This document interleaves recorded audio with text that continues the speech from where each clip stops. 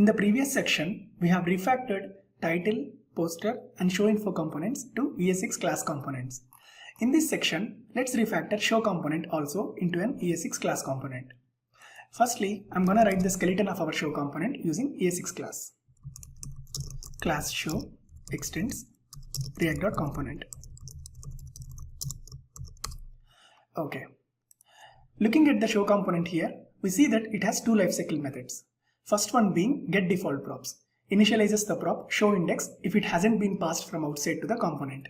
And other lifecycle method, getInitialState, initializes our state object inside the component. In ES6 class component, both of these methods are removed. Instead, we initialize state object inside the constructor method itself. We will discuss how we initialize default props in a while. Okay, let's define the constructor method so that we can initialize state. Constructor takes props as an argument. And as discussed previously, call super inside it with props. Okay, inside the constructor, we need to initialize component state, and we do that by saying this.state equal to an object that contains the state fields or state properties initialized. I'm gonna initialize show index property with this.props.show index as we did before. Okay, let's implement render method now. I'm gonna keep it same as of our previous show component's render definition. So I'm gonna copy the content inside previous show component render and paste it here. Okay. On the same lines, let's also implement handle button click method.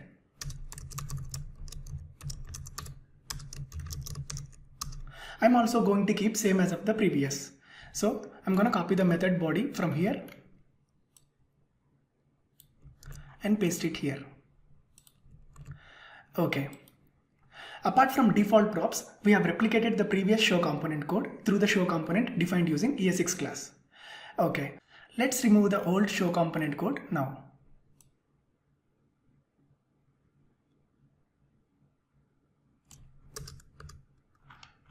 Okay, let's save it.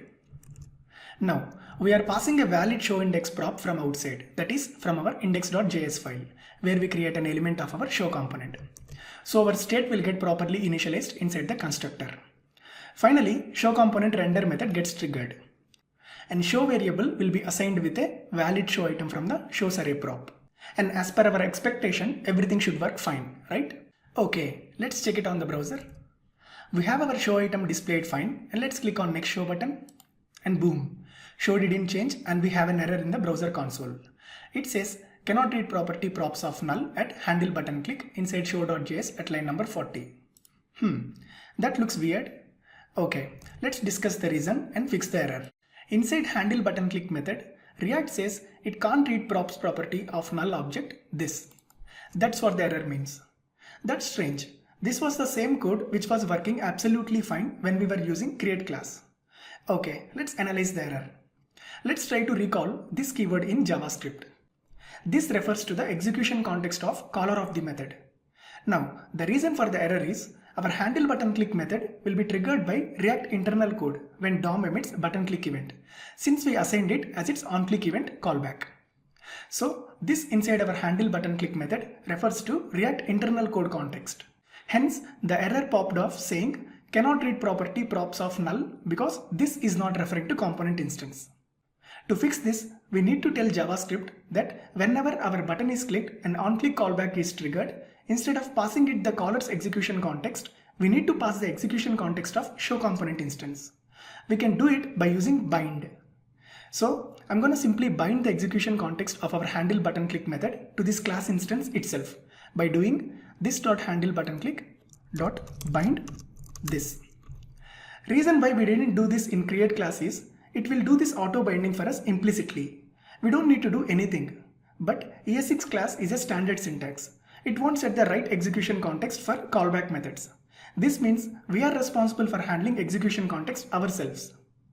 Okay, one thing to note here, doing bind in render method itself is not the recommended way. We are going to look at several ways to fix this issue and also the best way among them soon. Okay, let's save and flip over to the browser to check the output now.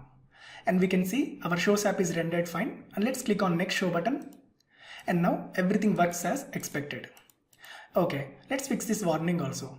It says at line number 2 inside show.js, create class is assigned a value but never used. Okay, since we are not using create React class package anymore, we can remove the import statement at the top. Okay, let's save and check the console. And we can see there is no warning now. Okay. Finally, let's see how we can set default props inside ES6 class. We need to somehow initialize showIndex prop so that it gets default value if it's not passed from outside to the show component.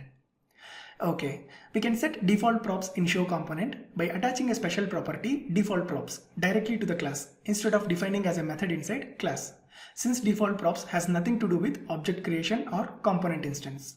So below the show component definition, we can say show.default props and set it equal to the default property object. Inside it, I'm gonna initialize showIndex to 0. That's all. By putting default props as static property over class itself, we are enabling React to access it directly without depending on the class instance. Okay, there is one more way to initialize default props. It is, we can directly set it inside the class using static keyword like this. Static default props equal to an object containing showIndex field initialized to 0. Okay. Both does the same thing. So I'm gonna comment out this.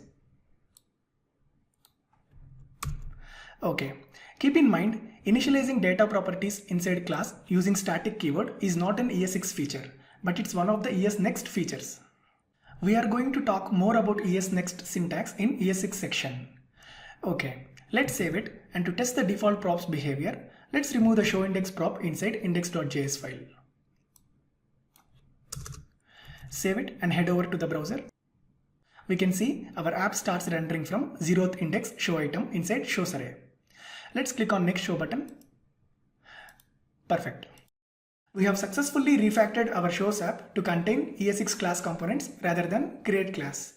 Alright, before we wrap up our discussion, let's discuss why React is moving towards ES6 class and deprecating React.create class, even though React.create class is little bit simpler to use and needs less boilerplate code to write than ES6 class. The reason is React kind of pushes us towards the familiar syntaxes rather than the newer ones. We have already seen that JSX looks quite similar to the standard HTML syntax, which makes it very easy to build React components. It's especially easy for beginners to pick up JSX syntax quickly, as the syntax resembles with HTML syntax. When React was started, ES6 final spec standardization and its adoption was years away. So to create an instance of our component, React defined create class method that we have used so far to create our components.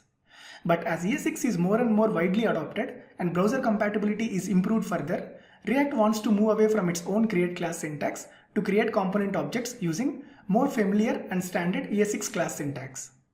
Again, React.create class or create React class has no problems at all. In fact, some of the React developers still use it over ES6 class syntax for some reasons like auto-binding. The main reason why React is moving towards ES6 class and deprecating create class syntax is because ES6 class is JavaScript standard, and it slowly becomes a common way to create objects and do inheritance when more and more people get accustomed to ES6. Keeping old React.create class syntax means keeping redundant code which yields to bigger size of React library. So create class is instead moved to a separate package, create React class, to support backward compatibility. And from version 16 onwards, create class syntax is going to be removed from the core React library as we discussed earlier. Alright, that's it with our shows app. We have successfully refactored it to support ES6 class. In the next section, let's understand React concepts with pet game app. Alright, let's move on.